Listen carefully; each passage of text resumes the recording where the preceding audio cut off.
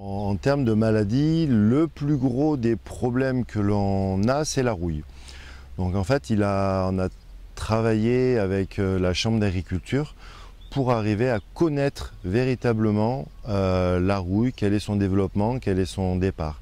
Donc il y a un test, un modèle qui s'appelle Inuki et qui va nous permettre de réagir très vite quand il y a un risque de potentiel, quand il y a un risque avéré et marqué.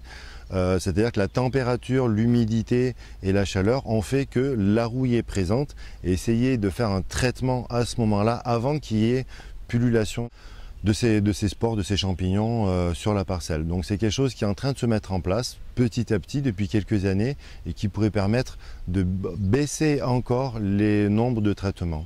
Il faut savoir que les fongicides sur ce type de maladie, il y a 20 ans de ça, étaient de 7-8 fois.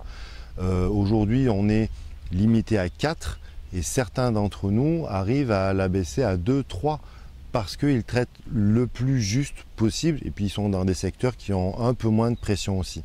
Donc on essaye de travailler là-dessus, élargir les points de production pour essayer d'avoir moins de pression et de pullulation de cette maladie.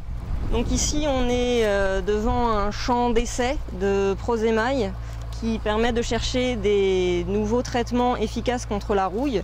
La rouille, c'est un champignon qui se dépose sur les feuilles et qui va les dessécher, qui va tuer les parties végétatives et qui va empêcher la photosynthèse. Là, on est sur 2 ailles plantées au même moment, un qui a été traité contre la rouille de façon classique, donc on voit des toutes petites taches, et un ail qui n'a pas été traité, qui lui par contre est complètement brûlé, ce qui détruit la végétation, empêche la mise en réserve et aboutit à des bulbes petits. On est sur la même date de plantation et voici les 2 effets. Donc pour lutter contre cette maladie, il y a des produits fongiques, mais qui, suite aux restrictions phytosanitaires dont on fait tous face, risquent de disparaître. Donc Prosemail cherche des produits alternatifs que l'on teste sur ce type d'essai. C'est vrai que c'est sur les coteaux que je pratique la culture d'ail. Donc c'est vrai que c'est des terrains un peu escarpés et ça complique un peu la culture, disons. Ça comporte quand même un avantage d'être un petit peu à l'écart du bassin de production ici, c'est qu'on a moins de pression en maladie.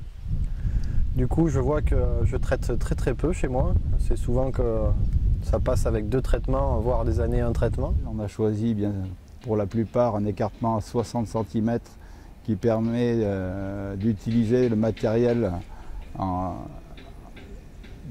céréales et soja maïs, hein, donc les bineuses qui vont sur les autres cultures. Et puis aussi ça permet d'aérer un peu plus les cultures par rapport à ce principal problème en bio qui est la rouille. Donc cette rouille, on n'a pas grand moyen pour s'emparer, on n'a pas de matière active proprement efficace. Donc on arrive à s'emparer un peu avec le positionnement, le choix des lieux d'emplacement des parcelles. On se rend compte qu'il y a des zones moins sujettes à la rouille, hein, entre autres un peu l'altitude, les parcelles bien aérées. Il y a les dates de plantation qui comptent pas mal, parce que planter trop tôt, on peut avoir une levée précoce et une attaque de rouille dès Noël. Et après, c'est contamination sur contamination. Et autre élément, c'est d'avoir une culture qui se porte bien toute la saison. Donc on utilise pas mal de préparations à base de plantes, des algues, un peu de cuivre, un peu de soufre, mais avec des efficacités limitées et pas forcément prouvées.